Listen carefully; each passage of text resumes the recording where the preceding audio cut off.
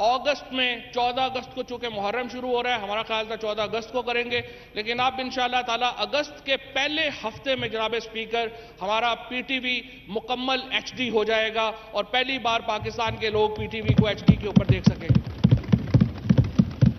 इसके साथ APP associated press of Pakistan जनाब स्पीकर, उसको हम एक मुकम्मल एएफपी और रॉयटर्स की सतह के ऊपर ले जा रहे हैं। उसको हम digital media news agency create करेंगे और एक वर्ल्ड क्लास न्यूज एजेंसी इंशाअल्लाह अगस्त में अपना काम शुरू करेगी। तीसरा बड़ा रिफॉर्म आपके सामने इंशाअल्लाह रेडियो पाकिस्तान की प्रोग्रामिंग की सूरत में आएगा, जहां पे आप देखेंगे कि रेडियो पाकिस्तान को मुकम्मल तौर के ऊपर हम डिजिटलाइज कर रहे हैं और इंशाअल्लाह अगस्त के महीने में रेडियो पाकिस्तान की नई जो प्रोग्रामिंग है वो भी आपके सामने आएगी। जनाब स्पीकर, यहां पर जो कुछ और अहम बातें हुई उनमें एक सबसे अहम बात यह की गई कि हमारे यहां जर्नलिस्ट की जो सेफ्टी है उसको खतरा है। ये एक मुसलसल एक इंटरनेशनल प्रोपेगेंडा को सहारा दिया जा रहा है यहां के कुछ एलिमेंट्स की तरफ से। मैं वार्न करना चाहता हूं अपोजिशन को, इनकी जो क्रिटिसिज्म है वो नेकनियती के ऊपर मबनी होगा। हमारे कुछ सहाफी दोस्तों का क्रिटिसिज्म भी नेकनियती के ऊपर मबनी होगा, मैं उसको कंट्राडिक्ट नहीं करता, लेकिन मैं आपको बताना चाहता हूं पाकिस्तान की सहाफती तारीख में सहाफियों पर सबसे ज्यादा हमले पीपल्स पार्टी के दौर में हुए। ये रिकॉर्ड 39 हमलों में 32 सहाफी अपनी जान की बाजी हार गए। मुस्लिम लीग नून के दौर में 18 हमले हुए जिनमें 14 सहाफी अपनी जान की बाजी हार गए और पीटीआई के दौर में 8 हमले हुए हैं। और फर्क क्या है? फर्क यह है जनाब स्पीकर कि तमाम जो पीटीआई के दौर में मुकदमे हुए हैं जिनमें मर्डर्स हुए हैं, तमाम के तमाम में तफ्तीश हुई और तमाम के तमाम में वो जो मामलात हैं उनके मुजरम पकड़े गए और वो अदालतों के सामने। बदकिस्मती से जो 2 सहाफी मर्डर हुए और उनके बारे में हमें अब तक कुछ पता नहीं चल सका, वो एक नौशेरो फरोज में हुआ और एक सखर में हुआ। और मैं अपनी बहुत ही मोहतरम कुलीग शाजिया मरी से कहूंगा, उनसे ज्यादा तो सिंध गवर्नमेंट में इन्फ्लुएंस किसी का नहीं है, तो वो मेहरबानी करें और हमें बताएं कि अजीज और अजय ललवानी का जो मर्डर हुआ उसके कातिल कौन है। और पूरा इंटरनेशनल मीडिया भी हमसे पूछता है, तो हम शर्मिंदा होते हैं सिंध हुकूमत की इस कारकर्दगी के ऊपर। और मुझे उम्मीद है कि आप ये पता करेंगी और बताएंगी कि ये सारा कुछ जो हुआ ये कैसे हुआ। जहां तक एक ओवरऑल पिक्चर का ताल्लुक है, जो पीडीएमए का जो हम मसवदा बनाना चाहते हैं, जिसमें पहली बात तो ये है कि मेरी बहुत ही मोहतरम कुलीग मरियम औरंगजेब, जिनका मेरा बहुत ही एहतराम है, उनसे मैं ये कहना चाहता हूं, आपने एक पूरी कैंपेन चलाई पीडीएमए के ऑर्डिनेंस के ऊपर, बाद में साबित हो गया कि वो फेक न्यूज थी, इस तरह का कोई ऑर्डिनेंस इशू नहीं हुआ था।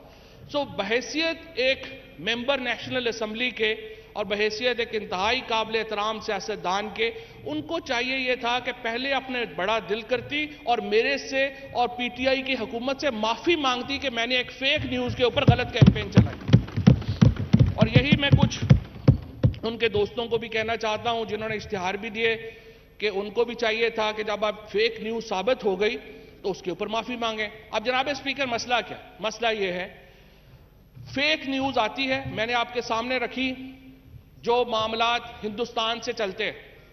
हिंदुस्तान से 3-4 जगह हैं वहां पर ये ट्वीट्स ओरिजिनेट होती हैं, उनको अफगानिस्तान से बूस्ट मिलता है, वो यहां पर आती हैं और हमारे कुछ नादान दोस्त चाहते हुए ना चाहते हुए उसका हिस्सा बन जाते हैं। अभी हमारे बहुत ही प्यारे दोस्त बात कर रहे थे कि पीटीएम के नैरेटिव के ऊपर बात नहीं होती। आपको स्टेट मीडिया की क्या जरूरत है जब पूरा इंटरनेशनल मीडिया आपके पीछे खड़ा हो जाता है? मुझे आप बताइए, सुएस लंदन में एक माशाल्लाह प्रोफेसर साहिबा यहां से गई हुई हैं जिनका कोई ताल्लुक नहीं है खैबर पख्तूनख्वा से, क्योंकि खैबर पख्तूनख्वा की रवायात के अमीन तो हमारे पीछे बैठे। खैबर पख्तूनख्वा के जो दिल जिनके साथ धड़कते हैं वो तो हमारे साथ है। ये क्या कर रही हैं वहां पे? लंदन में पाकिस्तान की एम्बेसी के सामने मुजाहरे फरमा रही हैं।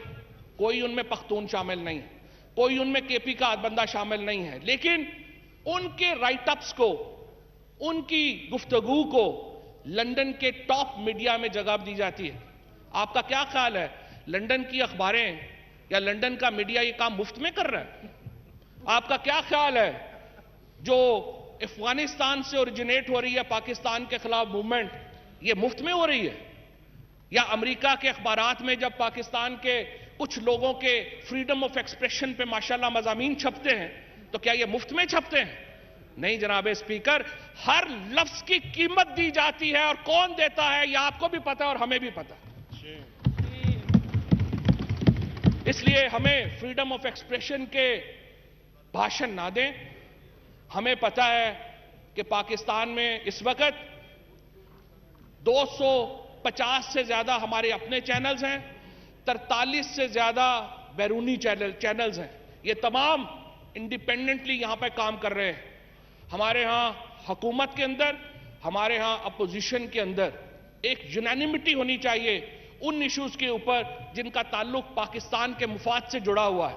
हमें अपने छोटे छोटे सियासी मुफादात के लिए इंटरनेशनल एस्टैब्लिशमेंट से इस्तेमाल नहीं होना चाहिए। हमें अपने छोटे छोटे मुफादात के लिए अपने दुश्मनों के हाथों में नहीं खेलना चाहिए। जी मैंने पहले दिया। ये जो एक नेक्सस बना हुआ है, नेक्सस ऑफ इवल, जिसको आप पाकिस्तान में कहते हैं, मुझे आप बताइए, आज हमारे दोस्त बात कर रहे थे, आज जब अमर साले वहां पे बात करता है तो उसकी जुबान में और कुछ हमारे यहां जो दोस्त बात करते हैं उनकी जुबान में क्या फर्क है? क्या हमें शर्म नहीं आनी चाहिए कि हम उनकी बातों को यहां पे दोहराते हैं? और हमें पता होना चाहिए कि इस तरह से हम पाकिस्तान की खिदमत नहीं कर सकते। आज इंशाअल्लाह ताला पाकिस्तान की क़यादत, इमरान खान की क़यादत में पाकिस्तान के साथ मुखलिस क़यादत एक पाकिस्तान के ऊपर है, और इंशाअल्लाह ताला हम इसको आगे लेके जाएंगे। और आप देखेंगे कि हम मिनिस्ट्री ऑफ इंफॉर्मेशन को पाकिस्तान का जो नैरेटिव है, पाकिस्तान का जो बयानिया है, उसको हम इंशाअल्लाह ताला आगे बढ़ाएंगे, और इसके लिए हम जो भी तहकीकात गुज़ाश्त है वो हम करेंगे। मैं सिर्फ ये कहना चाहूंगा कि ये जर्नलिस्ट प्रोटेक्शन एक्ट की बात हुई है और पीएमडीए की, हम पाकिस्तान के सहाफ़ियों को वो सहूलतें देना चाह रहे हैं और देने जा रहे हैं जिसकी मिसाल पाकिस्तान की तारीख में नहीं मिलती। हमने अपने सहाफ़ियों को कामयाब जवान प्रोग्राम का हिस्सा बनाया है। हम अपने सहाफ़ियों को पाकिस्तान के वज़ीर आज़म की हाउसिंग इनिशिएटिव्स का जो है वो हिस्सा बना रहे हैं। मैं सिर्फ दोबारा अपने पीपल्स पार्टी के दोस्तों से गुजारिश करूंगा, जरा हिम्मत करें और बिलावल भुट्टो साहब से कहें कि जर्नलिस्ट प्रोटेक्शन एक्ट इस वक्त ह्यूमन राइट्स कमेटी में पड़ा हुआ है, वो उसको क्यों लेके बैठे हुए हैं, उसको पास करें ताकि वो हमारा हिस्सा बने और हम अपने सहाफ़ियों को इसका हिस्सा बना सकें। तो जनाब स्पीकर, मैं सिर्फ मुख्तसरन यही कहूंगा कि इतनी ना बढ़ा पाकिए दामा की हकायत, दामन तो जरा देख बंदिए कबा देख। बहुत शुक्रिया। शाहिदा रहमानी साहबा। जी शाजिया मरी साहबा।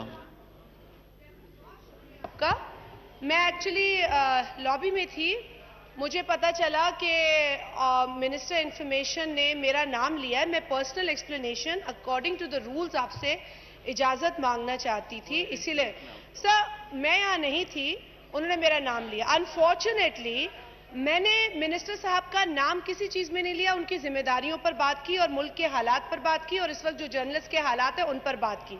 उन्हें किस बात की तकलीफ हुई मैं नहीं जानती, लेकिन उन्होंने एक सहाफ़ी के हवाले से बात की और वो भी उन्होंने बहुत गलत बात की, जिसका नाम अजीज मेमन है, और उसके हवाले से तमाम इशू इंफॉर्मेशन एंड ब्रॉडकास्ट जो स्टैंडिंग कमेटी है उसमें आया है, उसमें रिजॉल्व हुआ है। सिंध की हुकूमत ने कहीं पर भी नेग्लिजेंस का मुजाहरा नहीं किया और फैमिली को कॉम्पनसेट किया। सर एक मिनट, उन्होंने मजीद ये कहा कि यहाँ सब कुछ अच्छा है, किसी जर्नलिस्ट को कोई प्रॉब्लम नहीं है, तो मेरा ख्याल है वो पाकिस्तान में नहीं रहते हैं, उनको यहाँ वक्त गुजारना चाहिए। दूसरी बात उन्होंने कही एक बिल के हवाले से, सर वो बिल बिल्कुल 11-12 बरस की बड़ी मेहनत के बाद एक बिल है जो आया है जिसको अपोजिशन कंप्लीटली सपोर्ट करती है, मगर अपोजिशन ये चाहती है, ना सिर्फ अपोजिशन बल्कि जो स्टेक होल्डर्स हैं, जिनसे इस बिल का ताल्लुक है वो ये चाहते हैं कि इस बिल पर थ्रेड बेयर डिस्कशन हो, इस पर बात हो, इस पर इनपुट लिया जाए और सही जी, आपका आ गया नुक्ता, आपका पॉइंट आ गया है जी। जी शाहिदा रहमानी साहबा प्लीज आगे इस तहरीक पे आए जी, इस पर आए। आपका नुक्ता आ गया, आपको मैंने पॉइंट दिया पूरा, आपका एक लाइन पूरी हो गई, आप समझ गए हम आप क्या कहना चाह रही हैं। आपने दो चीजों पे कह दिया है, बात हो गई आपकी।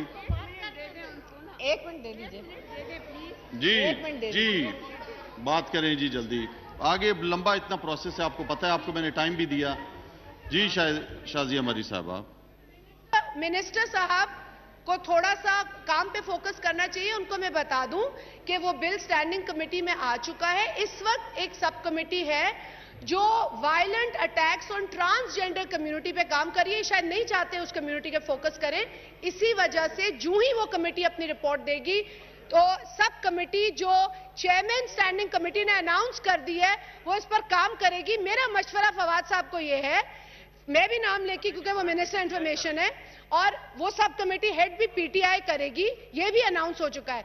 मैं मिनिस्टर इंफॉर्मेशन को ये मशवरा देना चाहती हूं कि वो इस मिनिस्ट्री का नाम बदल के मिनिस्ट्री फॉर प्रोपेगेंडा कर दे, क्योंकि इंफॉर्मेशन ये नहीं प्रोवाइड करती।